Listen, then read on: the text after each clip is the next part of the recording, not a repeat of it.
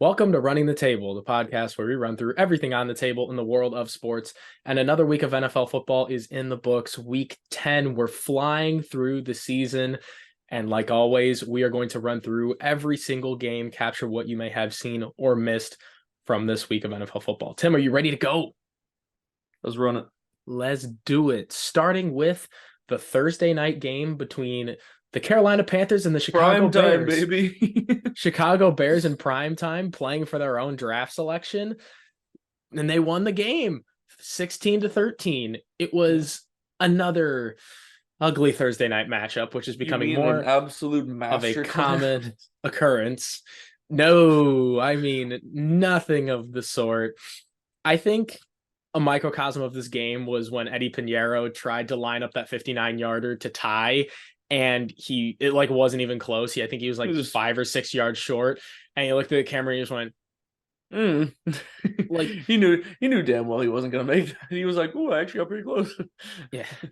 Tyson Bagent outplays Bryce Young, although not great numbers from either of them. Outplaying is a strong word.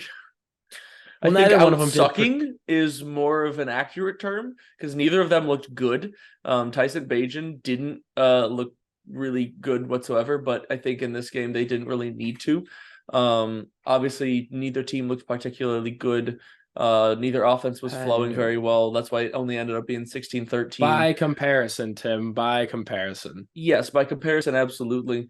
For the Bears, obviously they got D'Onta Foreman going a little bit. He ended up going for 80 yards, so that was almost half of the amount of passing yards they got. So that's a little silver lining there. I think for the Bears going forward, you at least will see some changes with Justin Fields likely coming back, as well as you're likely to see Khalil Herbert come off the IR and that ankle injury. So you get a couple more playmakers back. We'll see what Justin Fields looks like coming off of that injury and coming back to whatever the Bears look like right now. I expect to see DJ Moore start to do a little bit well, get more targets. He seemed to be a little bit more target friendly with Fields at QB versus with Bagent. So we'll see what they got going forward. Hey, I mean, you get a win to gain some momentum going forward. Oh boy. But I do want to just bring up how the trade between these two teams in the offseason, typically the Bears aren't on the fleecing end of these kind of deals, but there was a graphic Not usually that the Panthers basically acquired Bryce Young for DJ Moore, Darnell Wright, Tyreek Stevenson, probably Marvin Harrison Jr., and a few more other picks, such as a second rounder in the 25 draft. This is what happens when you trade up for a QB. Yeah. I mean, you are very subject to this type of play, especially you will almost always get these conversations throughout their rookie year. Because unlike CJ Stroud, most rookie quarterbacks, when they are thrust into the limelight right off the bat with a team that, obviously they drafted that high because they were bad, they're not put in a good situation, so they don't do well to start. And then everybody talks about, oh my gosh, they're so horrible. Look at all they gave up to get this. So I'm not completely out on Bryce Young yet. I think when it comes down to it, he has a lot of room to grow, both football wise and physically, even though he's not going to grow physically. He's not going to grow physically. He's going to stay 5 whatever. Yes. Shorter than us. He has the ability to get better. I think the Panthers just need to continue to make changes within that organization. I'm not sure if Frank Reich is the solution at head coach. And when it comes down to it, you look around that team and your best talent right now is an aging Adam Thielen. So it's possible that Bryce Young might not be good for quite a while if he doesn't get some help. And it's quite possible that Bryce Young might not last in Carolina if he can't get that help and they end up giving up on him again. But either way, right now it's not looking pretty, and the Bears win and improve their stock to get the first overall pick yet again. When you talk about the Bears and improving, it's always in a not great context. They improve. It's always in the weirdest ways possible. In sucking. I mean, the most Bears thing ever was, you're trying to victory formation the game out and you get a false start. Yeah, that's pretty Chicago for you. Welcome to Bears football, where I mean, you talk about establishing a little bit of a momentum. It's not going to be easy where you're going to Detroit next week. So Yeah, they've got a lot of work ahead of them. I can't say I'm particularly hopeful about that one. we'll see what Justin Fields can do in his return. And the Panthers at 1-8 will probably drop to 1-9 as they host the Dallas Cowboys. So fun times for them. We're going to keep on moving to the German game, the Colts and the Patriots, where Boy, oh wow, everybody loves offense, and there was none. there was absolutely none. A 10-6 slacking, thumping by the Colts, a barn burner, Poor if German you fans. will. Poor Patriot German fans. You see, they had like their whole little parade for all the Patriots fans in Germany, and then Mac Jones comes out and is like, eh. Yeah, and gets benched. that late interception was the decider. Bill Belichick had seen enough and put Bailey Zappi in where he did no better. They both finished just as with bad. An interception on the day. Zappi in way less time. With way less passes, might I add. The lone touchdown of the game came from Jonathan Taylor, where the story there was him fully taking over the backfield, 24 touches to Zach Moss's 1. I think it's now time that the Colts have eased their star back into things, and they're going to get their money's worth out of that extension for sure. They didn't pay the guy to keep him in a timeshare with a guy like Zach Moss, even though Zach Moss did well when he was playing. The whole point of keeping Jonathan Taylor around is to try to get that offensive player of the year type season out of him. And to do that, you're going to have to feed him.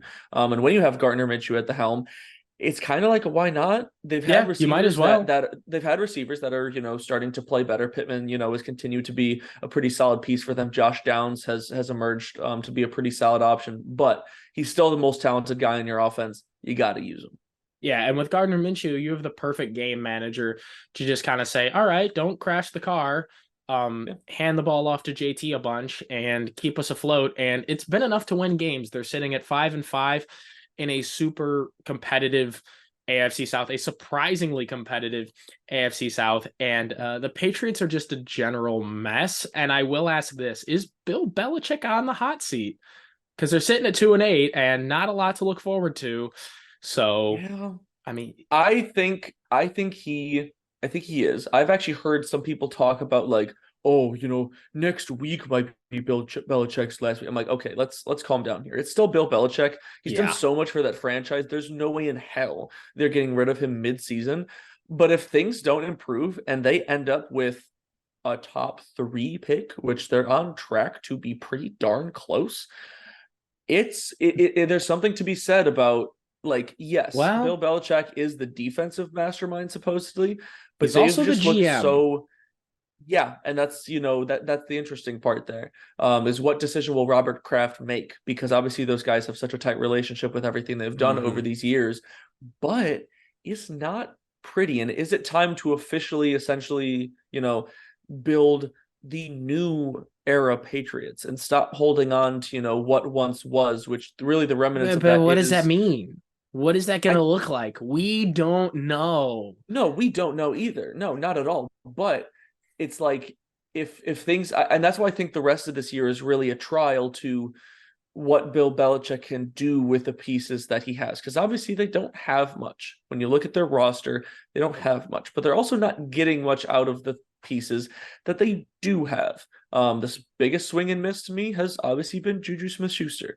And I don't know whose decision that was, but it hasn't been pretty. I think we're getting close to time to officially give up on Mac Jones. And Ramondre Stevenson has been better, but he started the season so poorly, and he really hasn't shown the flashes that he has in the past. So Mac Jones has been benched twice, 3 times throughout the season. I think that may have run its course, but luckily for the Patriots, there's a lot of good quarterbacks at the top of next year's draft, and also luckily for both of these teams, they get the bye.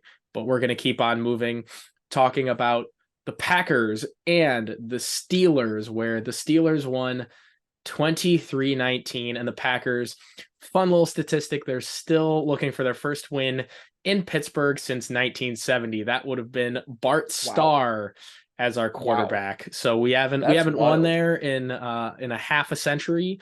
If you And would have asked me, I would have definitely said that the Packers would have won there once with Rodgers. But I well, guess, you talk about prime Big Ben, he was defending home field. But wow, well, that's guess crazy. guess what? We're Hey, still looking for it. you Doesn't came doesn't mean we didn't close. have our chances.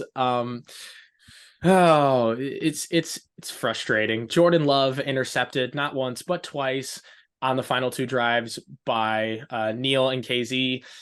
Chances to win the game, and that interception to Christian Watson, that ball went up, it got tipped, and I said, "Oh, not again." Not again, because Yeah, like that was just the feeling. Like there's no way this can happen again. But you know, you betcha. I will say this about Jordan Love's interceptions. He has 10. That's second in the NFL. And half of those have been when targeting Christian Watson. Well, Christian I'll Watson. yeah, we'll talk about Man, that. We'll talk about that later. But what a back to mystery. the game. What's a lateral? What is a lateral? We don't know. The NFL clearly doesn't know because there was a No. clear lateral from Kenny Pickett to Jalen Warren that was called a Yeah. fumble on the field. The That's Packers recovered it. They would have gotten it at their 1 yard line with an opportunity to just punch it in. But they went to the review and somehow, some way, it was incomplete, even though the pass was thrown at the 10 and landed back at the 9. Um, Yep. it doesn't make any sense. Nobody agrees with it, No. To except me for it's a Steelers fans and blatant even some it's Steelers blatant fans. blatant lateral, but I mean, when it That's comes not down why we to it, lost, though. It's no, really and once not why we again, it's lost. it's it's easy to pinpoint the individual things, except if you look at the rest of the game. I mean, that's I mean, that's why you play Keyshawn the whole Nix had game. a pick six call back because he couldn't keep his feet in bounds. So like there's that. I mean, Keyshawn Yeah. Nixon ever so dangerous with the ball in his hands, but I mean that's another thing. But nitpicking and nitpicking. Before we talk about the Packers, the Steelers are 6-3. Like That how makes no are sense. I gotta be honest, I hate that simply because you know how much I hate because when the you predicted the Steelers. downfall. Yes, because I hate how the Steelers keep doing well when their They're team just just. incredibly well coached. Except for They're they just have one of the worst offensive coordinators in the league. well, Mike Tomlin's a good coach. Yeah. The explanation is simple. They ran the ball pretty well Yeah. last week. This this Their this was the defense this is was the run game. That's what this week came down to. fire Joe Barry for the love of God. Just like let We're gonna him have to make a go. fire Joe Barry compilation by the end of this season. Oh my God, fire Joe Barry into the sun for like the umpteenth millionth time. But I mean, winning the turnover battle has been so crucial for the Steelers in why they've been able to win games. And like, even though they've been outgained in literally every single game, they're 6-3 because they've managed to get those turnovers. And and this was absolutely no exception. But for the Packers, aside from those two picks, Jordan Love absolutely balled out. He made several big Very downfield throws. solid.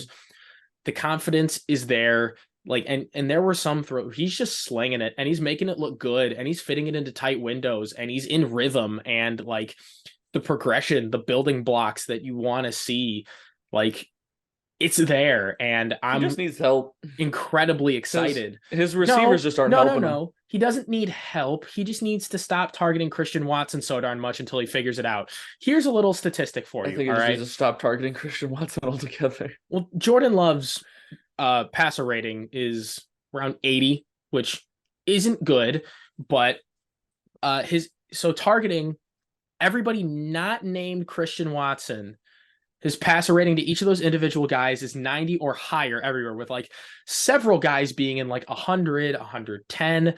His passer rating when thrown to Christian Watson is 37.8. Oh, One that's touchdown, horrible. 5 interceptions. It is Holy crap. not good. That was like the connection that we had banked on being there, that like this was like the de facto like Allen to Diggs or Hurts to Brown or Tua to Tyreek. It was going to be Love to Watson. And I don't know where Christian Watson is. I don't know what he's doing. I It's a don't great know. question.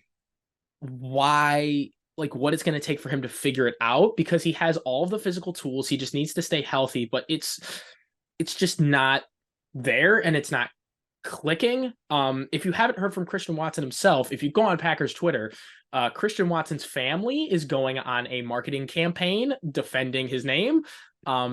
Christian Watson's family will not shut up on Twitter. I hate that kind of stuff because you're not helping the situation. If anything, you're just making things look worse. No, they're not. They're not helping the situation at all. It's Christian Watson. He needs to figure it out. But like Christian Watson is looking at like the wide receiver 4 in this offense right now. Yeah. Because Jaden Reed has been excellent. Dontavion Wicks has been excellent. Romeo Doubs has been stable. Luka Musgrave gets better and better. He's continuing to be a much more active role. Aaron Jones, he had a couple uncharacteristic drops, which, I mean, I'm sure he'll be back to the old Aaron Jones self, but like even so, like these young guys, sans Christian Watson, are developing the way that you want them to with Jordan Love. So I'm excited to see where this offense can go in the second half. But like some things have to change. Like the run defense has to be better. 205 rushing yards total to the Steelers. 101 from Jaylen Warren and 82 from Najee Harris. Jaylen Warren had 6.7 yards per carry and Najee Harris had 5.1 yards per carry. Yeah. If that doesn't tell you anything about how brutal this run defense, and it's not because of a lack of talent. It is not because of a lack of talent. Although missing Jair Alexander definitely hurts. But like you can't make excuses. I mean, I wouldn't call him necessarily a massive run stopping force. I mean, he's obviously a great corner, but yeah, especially against a team, I would say, especially against a team like the Steelers, Jaylen Warren and Najee Harris haven't necessarily been bad all year, but they haven't been star-studded when it comes to running the ball. So good. Again, when you look at, defenses making a guy look good, making in this case a running back duo look good. Matt Canada looks not a great look. Yeah, they made Matt Canada look like a competent coordinator. So palpable. Yeah, it was bad. But this year I'll reinforce it. It's about seeing what you have in Jordan Love. I think something is there. If I were Brian Gutekunst, I would sit down with him and give him a Geno Smith-like extension. That is a move that I would absolutely make right now if Love's people were open to it, about like 25 million years, like 4 years. So like if you gave me like 4 for 100 and slid it across Jordan Love's table, I like sign me up, please extend him. I think he's our guy, but I've thought he's our guy for the last 2 years. So I was gonna say you've been tooting that horn for a while. I'll continue to toot that horn because I believe in the kid, but things don't get any easier for Green Bay because next week they play the Chargers in Lambeau, but I'm going to look a little bit into the future. After that, they get Detroit at Detroit for Thanksgiving, and then they get Mahomes and the Chiefs. So that's not going to be fun. On the other side, the Steelers will get the Browns in Cleveland, 2 6-3 teams. That AFC North division, it's crazy, man. That division is highly competitive, and it's going to be fun to see how it shapes out.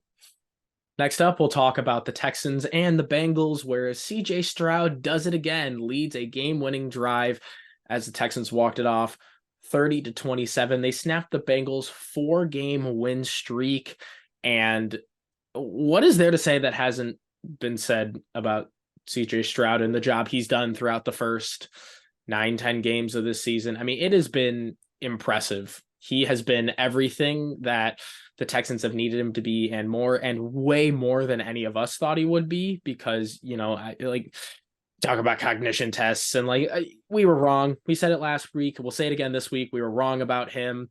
And it's not like he has a star-studded receiving core either. You have guys like Noah Brown and Tank Dell. Making Noah Brown look like crazy.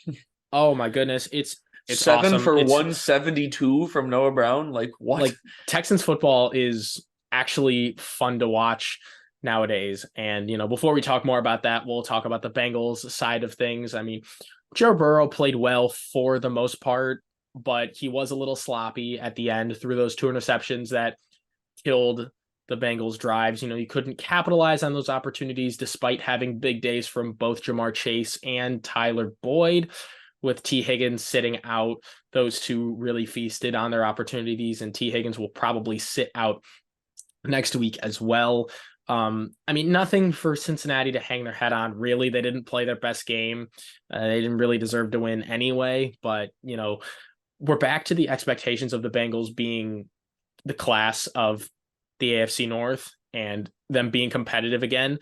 And they have an excellent chance to bounce back next week against the Ravens on Thursday Night Football. But it's kind of crazy to think that 5-4 would earn you dead last in the AFC North. That's of so all places. Wild. It's absolutely wild. Yeah, but the Bengals, they definitely have room to improve based off that performance. They didn't play bad. They didn't play up to what we know they can be. I think for them, the biggest thing is the defensive side of the ball. Putting up 27 is not bad. That you obviously want to limit the turnovers. But for the Texans side, yeah, CJ Stroud keeps cooking. I'm questioning, what teams are going to figure out how to contain that offense, which is what's so interesting because you really didn't look at that offense as an offensive powerhouse, like you said, with the weapons. Heck, even Devin Singletary had a great game out of the backfield. Best rushing game of his career, 30 carries, 150 yards and a touchdown. And continuing that CJ Stroud conversation, Tim, I got to ask, is it time to put him in the MVP conversation? In the the NFL MVP conversation, which is wild for CJ Stroud. It is wild to think about. I think, yes, I think he belongs somewhere. I believe his name belongs in the conversation, specifically because of what he's done in immediate effect with his Texans team. Obviously, the individual performances that he's had, where he has put them, as a team, and his own, stats in terms of his ability to not turn the ball over as a rookie, which is a historically, common thing for rookie quarterbacks, and what he's working with. So I believe he belongs somewhere in the conversation. Am I saying that he has a legitimate case? Not entirely. Not yet. I think not yet. It's the yet. If he continues to play like this going forward, okay, then we have some serious conversations to be had on our hands. But let me hit you with this. If CJ Stroud isn't the NFL's MVP right now, who is? Because there's been nobody that's truly taken over the league and been dominant from start to finish. And CJ Stroud has been that guy week in and week out. The problem is do you view it as a QB award?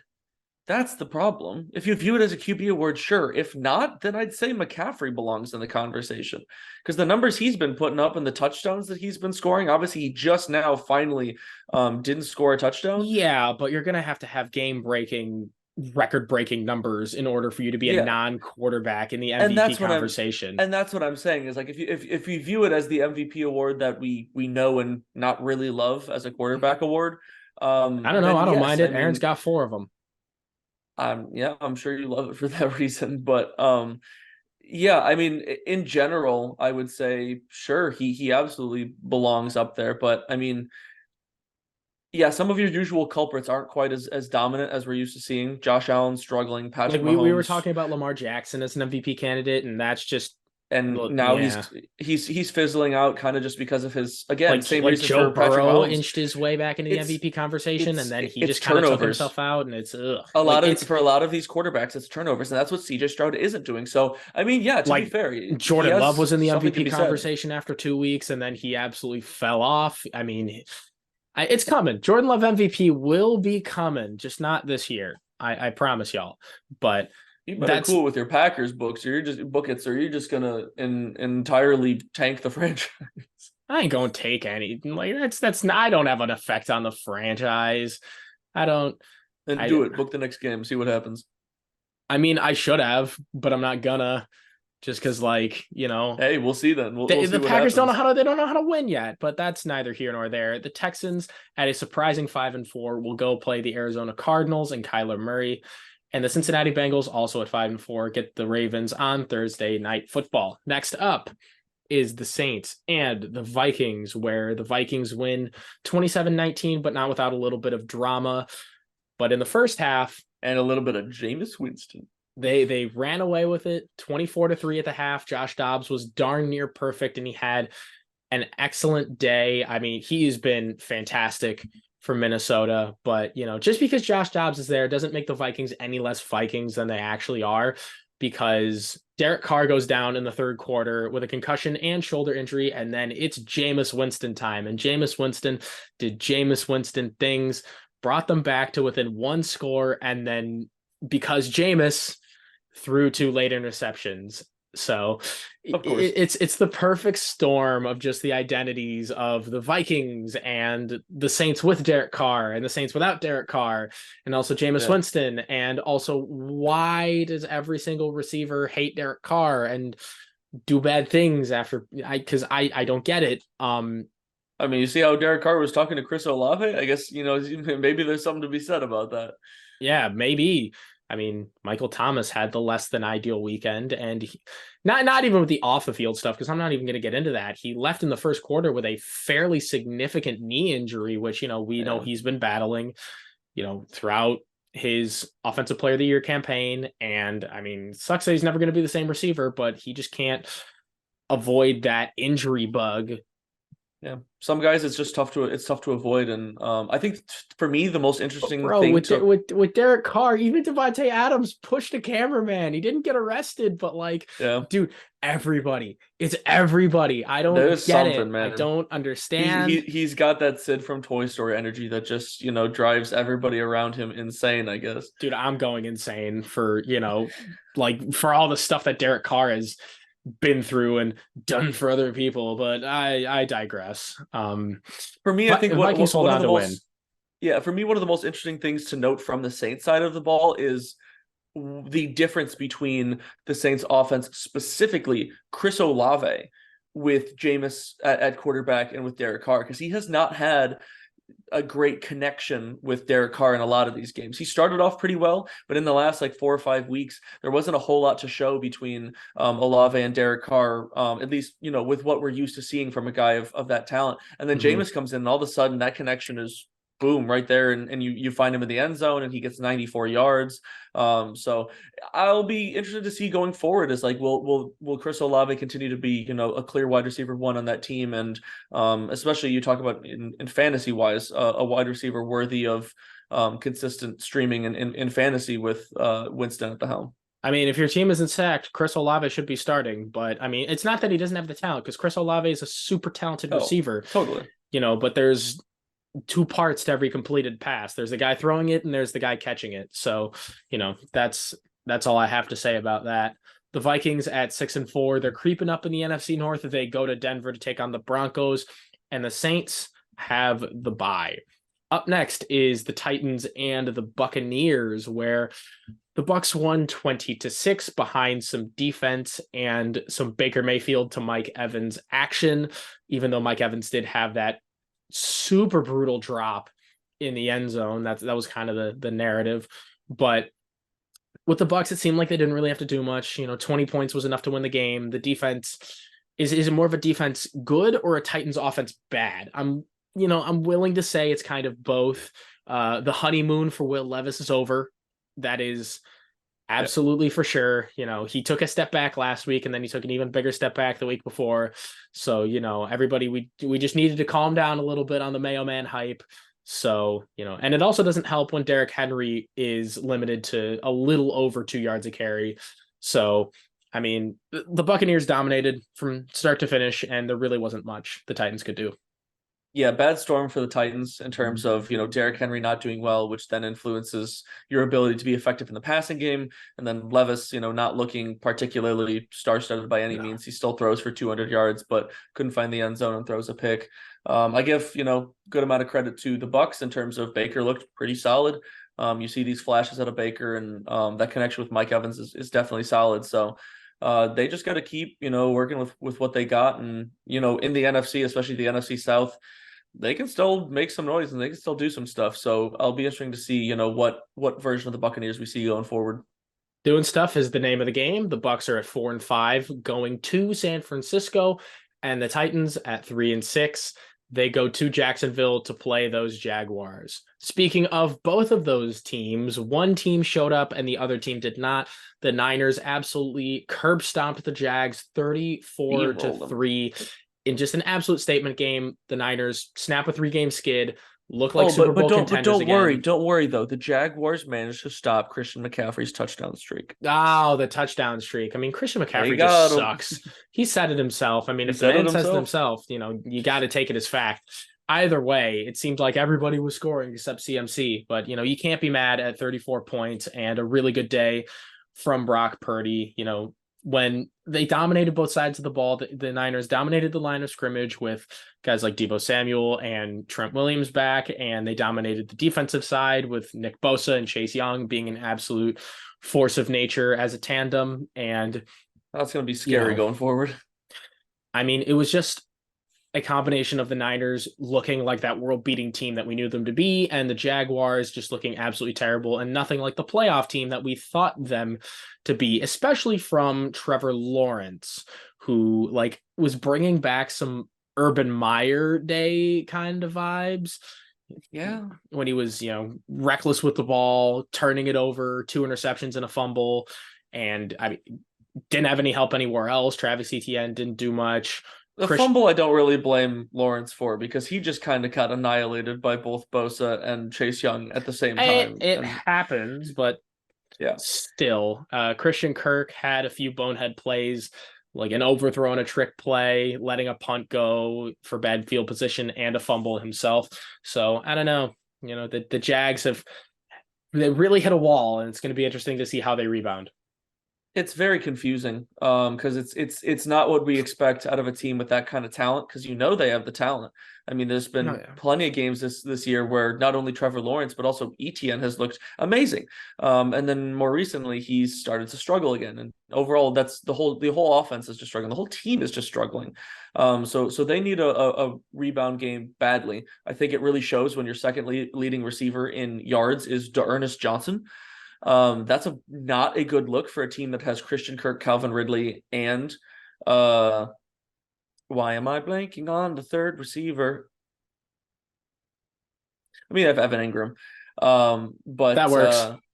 Yeah, either way, it's confusing. I think there's something to be said maybe about Trevor Lawrence not quite looking like the same quarterback since he's come back from the knee injury that he was battling a while back. I'm not sure if we've seen the same Trevor Lawrence afterward. I don't know if it's really anything of it, continuing to linger or bother him, or if it's just he kind of lost his touch and he's still trying to find it back. But either way, 49ers, they're back on track after, a little bit of skid there. We'll see if they can continue moving forward with that momentum, especially with those guys back and healthy. And the Jaguars, they need help. They need help. They do need some help, but there's a lot of time to right the ship. Like we said before, Niners and Bucks, Jags and Titans. So we'll move on to arguably the game of the week in the AFC North, the Browns and the Ravens. The Browns rallying from 14 down in the fourth, won 33-31. Deshaun Watson having his best game, or at least his best half as a Cleveland Brown. He was 14 for 14 in the second half and engineered that win. Some notable highlights from the game: a double pick six. Kyle Hamilton had one early for the Ravens, and Greg Newsome had one in the fourth quarter for the Browns. Odell Beckham took a slant pattern to the house. So, that was cool, but, it just shows that this AFC North is up for grabs by literally anybody. Neither team is going to give an inch. And if you think what the heck is going on, then you just don't. I mean, granted, the Ravens are still in first place, but with Cleveland and Pittsburgh a half game behind and Cincinnati a game and a half behind that, it's wide open. It's wide open, especially if the Ravens lose on Thursday night. Yeah, we got a lot of football left to play. And, the Ravens, after looking almost unbeatable for a couple of games, you start to see some of those mistakes come back where they all of a sudden do look beatable. And really, most of these games that they are getting beat, they are beating themselves, because a lot of the parts of their game are looking great. I mean, you put up 31 points on a Browns defense that is regarded to be top 5, top 3 in the league. They have limited a whole lot of other teams. But at the same time, then you go and, uncharacteristic turnovers and missed opportunities down the stretch, and you allow them to come storming back. So it all comes, with just controlling the game. When you get a lead, hold it. The Ravens have been kind of historically bad at that in recent memory. We've seen a lot of comebacks that they have allowed on their watch after playing great through either halftime or three quarters. But you said it best. I mean, this division is wide open. So we'll see what happens going forward. There's a lot of football left to be played, and you've got a lot of teams that are vying for playoff spots, not only just in this division, but in the AFC as a whole. Yeah, and if you look at the four teams in the AFC North, they all play each other next week. The Browns Yeah. get the Steelers, and the Ravens get the Bengals, which should be so much fun. Oh yeah. Up next, we'll go to Arizona, where the Cardinals coming away with a 25-23 victory in Kyler Murray's first game back from injury. I mean, how sweet is it that the Cardinals, after all, they get their franchise quarterback back, and there were some questions about, will Kyler Murray be the same? Will he be that guy? And I think He looked pretty comfortable. People forget how good Kyler Murray truly was, like a few years ago when he was like firmly entrenched in the MVP conversation. He just happened to injure himself and go through a tough stretch. But for his first game back, he didn't do bad. He definitely elevated the guys around him enough to win the game. Although, it's just another notch against the Falcons as to like, what the heck, man? Like, we don't get it. At least they gave the ball to Bijan. Cool. Wow. But like, great. Where's your W? That's so bare minimum that like, yeah, it's like against. I get that it's not nearly as bad to lose against the Cardinals with Kyler Murray back, but at the same time, it's so painful because they have so much talent on this team, the Falcons do, that it doesn't feel like they use it correctly and use it well. I mean, for them to pass the ball between Desmond Ridder and Taylor Heineke for just over 90 yards, like, oh my gosh. I get that you ran the ball 21 more, times. You get 90 yards out of it. Tommy DeVito looking so stat painful. line. I know that's so painful, especially with the offensive weapons that they have. So I don't know what's up with them. I'm curious to see what kind of leash that Arthur Smith is going to continue to get, because as much as they are 4-6, which isn't terrible, but in so many of these games, like, it looks like they should be 6-4, if not better, if they just played like how they should with some of the talent think that they so, have. wouldn't you? So I don't unfortunately, the NFL does not work that way, and like, we don't really know who's good and who's not. But the Falcons, they get their bye, and the Cardinals, who have two victories on the season, go to Houston to play the Texans. Up next, we'll talk the Lions and the Chargers in an offensive shootout. What a shootout. Two fantastic offenses. They're just trading punches back and forth. You have fantastic quarterback to receiver connections going back and forth, trading punches. Goff and St. Brown, Herbert and Allen. And like, it went down to the wire. It was a game where defense didn't show up, reminded you of like the Big 12. However, it was definitely a hard-earned win for the Lions because, inside of 2 minutes and in field goal range, you don't have to go for it on 4th and 2. But, I mean, the Lions did, and they got it, and they iced the game. And it's decisions like those to go for it, that make all the difference. Yeah, I mean, quite frankly, it's pulling a Brandon Staley, but better. I mean, you can make the ballsy calls in certain situations, but it actually pays off. And overall, it's Dan Campbell and Brandon Staley. Yeah, exactly. The big takeaways for me is the fact of David Montgomery did not miss a beat in terms of coming back. Nope. And yet they still used Jahmyr Gibbs, which is what everyone wanted and was waiting for. Despite David Montgomery doing well, you saw what Jahmyr Gibbs could do when you give him the ball as the lead back. So use them both. Use the freshness out of both running backs, and all of a sudden you run for almost 200 yards combined with the two of them. Amon-Ra is still absolutely insane. Amon-Ra is unreal, and I have no idea what to do to stop that guy. Obviously, it's not my job to stop him, but I don't know what teams are supposed to do. Good luck. Yeah, so they looked incredible. And then on the other side of the ball, I mean, Keenan Allen is I don't know if I've ever been right and also wrong about a guy like Amon-Ra St. Brown in my life. Because I looked at him when he got drafted and I'm like, all right, this is a guy. I like him. He could be a player. And then I picked him up like in the last round of all fantasy leagues. And then through 6 weeks, I'm like, this guy sucks. So I dropped him everywhere. And that's exactly when he decided to turn it Oh, around and literally no. never look back and just be a That's so dog ever painful. since. And I'm just like, are you kidding me? Like, I just need to That's listen to my gut more, which is what I'm telling myself. But, Amon Ra is such a fun player. I just wish his brother was a little bit better at the gate. Like, I mean, but Equinemius plays for the Bears, so it's his decision to sign there. Not like that matters anyway. But the Lions are the clear best team in the NFC North, which is odd to say. They're 7 and yeah, 2. What? And they're that's like crazy. Super Bowl contenders. What? And I think they have to be a I little bit more consistent on defense before I start labeling them but legit Super Bowl contenders. Because the problem is you have well, no, I mean, here's the thing. You have a couple of games like this though. Like Lions have been playing amazing. Like great for them to come out with the win in this game. But we've seen a couple of games this season where they randomly just give up 38, 34, somewhere around there. Point totals who in the cares 30s. if you score more points than the other team? Yes, but defense wins championships, and we all know in the playoffs, offense does not typically show up like this. It's who is able to grind out enough offense to overcome the teams that have the solid defenses. That's the only thing Well, that I you worry better about for hope them. that Detroit plays their playoff games in a dome, Yeah. I mean, because I if they definitely think that continue to has work their something to way do with towards it. home field advantage, I mean, they could in theory. I mean, theoretically speaking. I mean, on the other side, the Chargers just, but we're not going to talk about them How, anymore. how much how much could I possibly say about the Chargers that I haven't said?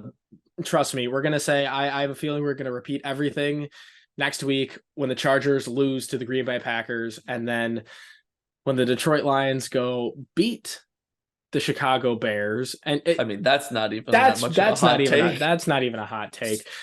I mean, it would be a hot take if I said like Jordan Love is going to outplay Justin Herbert or something, but like I won't say that. So, I mean, that is a hot take, and you shouldn't say that. So, yeah, but I just did. except you just So, said that you weren't going to say that. yeah, but I did anyway. So, So you're a hypocrite. in love we trust. Nope, it's just the blind leading the blind, baby. But See how that's worked out for you for the last 2 weeks. you know what? You shut. It's a process. Trust the process. I will not Okay, Joel abandon Embiid. my quarterback. I will not do it. You will not get me to do it. All right. When the times seem tough, that's when we move on to the next game, being the With Giants. Tommy DeVito. Giants and the Cowboys, where if you thought Cowboys Giants 1 was a bloodbath, Cowboys Giants 2 is just a repeat. Hey, at least they got 17 points this time. Oh my God, who cares? Who cares? Dallas almost drops a 50 burger on him, but the difference in this one, Dak has a phenomenal game. Like Dak plays really, really, really well. Like 400 yards, 5 touchdowns in 3 quarters because Cooper Rush had the fourth. Like him throwing to CeeDee Lamb, who for the 3rd game in a row went for over double-digit receptions and over And 150 yards. and let's not gloss past the fact that Brandon Cooks decided to turn back the clock a little bit and go for yes, he 9 did. for 173 and a Yes, touchdown. he did. Like, Good for where in the Brandon world Cooks. did that? I mean, yeah, good for him, but where in the world did that come from? But I mean, Maybe it was always there. When you're playing the struggling Giants, it makes it just a little bit easier. A little bit easier. You're right. So yeah, they just had everything going on all cylinders. You dropped 49 points. There's not much to be said about the Cowboys offense other than the fact that they're playing to the level that we know they can. And they're playing a bad team. They thump the bad teams and like, yeah, Exactly. okay, but is that going to win you a Super Bowl? NFC Probably Miami not. Dolphins. Are we looking at an NFC Miami Dolphins situation here? I'd take the Dolphins, to be completely honest. Really? I don't like either one of those teams, but I mean, you're seeing teams. You're seeing 2 teams there that do really well. Yeah, against the teams that they teams absolutely that, should beat. That they crush the bad teams, but I don't think it's sustainable. But that's whatever. We'll see come January because they're both going to make the playoffs. But For sure, the Cowboys and the I believe Dolphins. it. Not the Giants. The Giants will probably end up taking. They have no chance. Drake May or something. Actually, no. The Giants with the 3rd overall pick stand at the podium and take Michael Penix Jr. That would be hilarious. That would be a Giants pick. That would be totally a Giants pick. Although, to be fair, I like Michael Penix as a quarterback now that he's not on IU. That's I true. think he's a super fun story. I mean, it's super cool to watch him play the way he's playing, but that's college football, and we're talking about NFL here, so we'll get to him on draft time. Exactly. Michael Penix, pack your bags for New York and not much else. The Cowboys at 6-3 will play the Carolina Panthers, and the Giants get the Washington Commanders. Speaking of those Washington Commanders, they lost. They didn't win. The Seahawks beat them 29-26, where Geno Smith was able to make one more play than Sam Howell. Geno Smith just turned it on in the fourth. He's like, you know what? Forget it. Like, y'all ain't gonna ride me. I ain't gonna ride back. So pew pew pew pew. So that's exactly how it went, including the sound effects. Yes, exactly. Can we talk about how Sam ping Howell, pong balls make those sounds? What? Can we talk about Sam Howell though? I'm as much as it pains me to say, he's looking like the guy. He's looking legit. He's looking like the guy. I think what's so crazy to me though, if you look at this game in a microcosm, the fact that their two leading receivers were their running backs. With Brian Robinson going Welcome for to Commander 6 football. receptions for 119 and Antonio Gibson going 5 for 42, and both having a receiving score. Let's keep in mind that we still have Scary Terry here, and people still think that Scary Terry is super elite receiver and he goes for 4 for 33, but that's an entirely different story. But I mean, here's the thing: if you can get Sam Howell to throw on my team, personally, if he can throw for 300 yards and 3 touchdowns and not throw for 100 yards of Scary Terry, then okay, do it. I mean, they fell short in this one just because they weren't able to keep the Seahawks off the board quite enough. I can't wait. But you can't ask for much more out of Sam Howell, to be honest. I can't wait for Commanders fans to tell me that Sam Howell is so good because he leads the NFL in passing yards, even though he's thrown it like 70 more times than the second place guy. He's been throwing the ball a lot because, again, they've been down in a lot of games or they've been battling back, trying to make, a lot of these big drives. So, yeah, I see why. And he has done well with it, so I can't fault him for it. Yeah, doesn't mean I gotta like it though. I don't like it either, but I mean, it's interesting. It makes for a good story. It's a start. It's something that Commanders haven't had in a long time, probably about a decade. And at 4-6, this season isn't a total wash. You still have time to make some noise, especially against the Giants. And the Seahawks at 6-3, who are tied for first in the NFC West, which is quite impressive on their own account, go to LA to play the Rams. Got 2 more games left. Sunday night football. Pain, suffering. Sorry, America. Sunday night pain. I watched this whole game and why? Because Aiden O'Connell. That's true. And Aiden O'Connell That's mainly why. Is a winner. He's a winner again. Yeah, I mean, he managed to pull off a win. He did not look great. I will be the first one to say that he did not look great in this game. I mean, he throws for 153 and a touchdown and interception, but it wasn't a very pretty 153.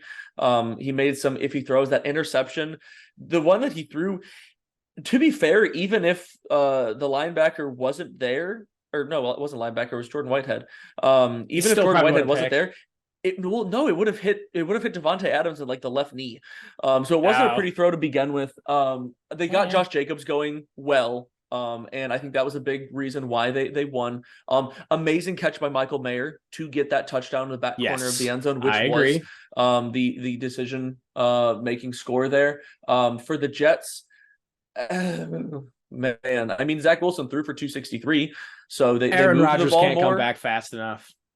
Yeah, we'll see about that because I mean the talks on the if they're not competing for a playoff spot, then there's really no reason for Aaron to rush it, But there really isn't. I want to see him try. I'm curious. I want to see how it goes. Can he do it? Can he defy science with his psychedelics and darkness exposure and other? And apparently new Achilles surgery, whatever. I don't know, man. But I mean, it's interesting. Buddy's middle-aged witchcraft tactics. If it works, it works. Either way, I'm curious. I think, when talking about Aiden O'Connell, I think you have to take notice of the glowing recommendation, like from Devontae Adams, because like his quote was, he's not a rookie. Like, well, he's obviously a rookie and whatever.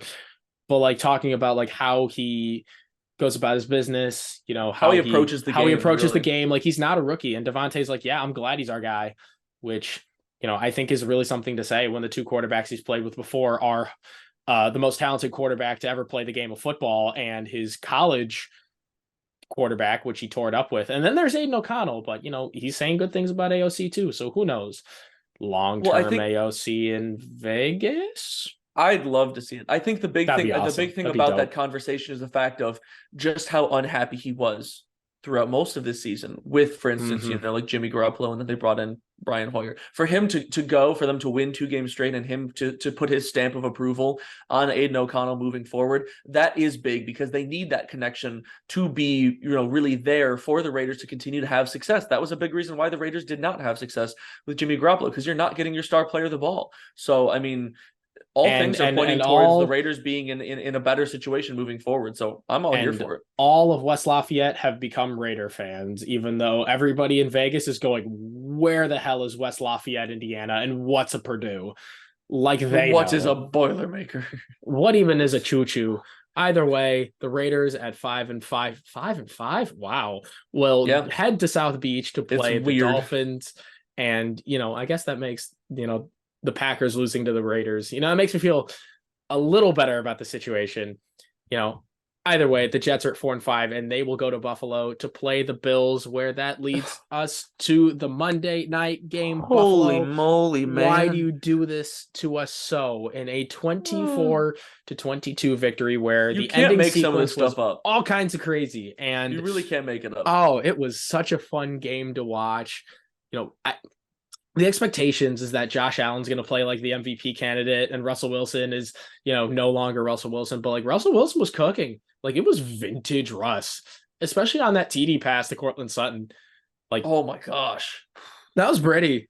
That was I really mean, not pretty. only was it a great throw, but also Sutton with the, ability to get both feet exactly where they need to make the catch. I think I saw a stat there that Russell Wilson has been the passer for the 2 most improbable completions, or I think it was most improbable touchdowns. Yeah, I think it was like Um, a 3.2% probability, like catch yeah, it was probability from next to gen Tyler stats. Lockett back in 2019, and then Sutton on that catch. Both I thought you were going to absolutely say like that insane. insane Paul Richardson catch, like his one career highlight, but because Russell Wilson was also a part of that too. Yeah, Hey, but who remembers hey, Ricardo Laquette? Oh, he is one of the guys of all time. he is one of the guys of all But time. no, I think the funny thing for me is Jermaine Curse. I've seen some stuff on Russell Wilson getting some additional help from the 12th man, even on the Broncos. Yeah, because on that last second field goal, I mean, a pass interference penalty puts you in position to win the game. Yes, And then the you have a Bills shot 41 themselves in the yarder, foot over and over on that one. a 41 yarder, which Will Lutz missed by the way. And then That surprised me. turns out you have 12 guys on the field, and it wasn't like a substitution. They just straight up lined up with 12. So no matter what, they were going to get another shot. And I mean, you give Lutz a Yeah. second chance from 36. He going to drill that thing. And the Broncos escape Buffalo with an upset win. Not Absolutely bad. Not crazy. bad, I Denver. mean, let's just say, I mean, let's take a look at the fact that the Broncos have won their last 3 games. Now, granted, it was against For the last six, a struggling Chiefs team. them Broncos are Now coming. you beat the Bills. When the Bills obviously did not play their best game, but Yeah, there's but something they to be said. We talk also, about getting a win is getting a win. So that's true. And they also beat future NFL MVP Jordan Love. So I if think you that's don't pretty shut your impressive. goofy looking head up, I I'll Yeah. leave this. I'll leave this call right now. Will you? When we're so close to the end? Oh, Tim, you know better than that. Either way, let I me just do. wrap this thing up then with Denver at 4-5. They'll go play the Vikings on Sunday Night Football, and the Bills get the Jets. But that is all we got for our Week 10 recap. If you haven't seen any of the other recaps, go watch that along with all of our other football content. We have so much Do it. sports stuff and lots more coming, including college basketball, because that is on the horizon. Hey, it's already begun. I mean, it's already begun. We're Yeah, into it but now. like, we sleep in May, so like we're gonna You know punch how it we full do on running the throttle. table. Absolutely. We love our college hoops. Go Boilers, go Dogs. You already know the vibes. And let us know what else you want us to see. But until next time, we out.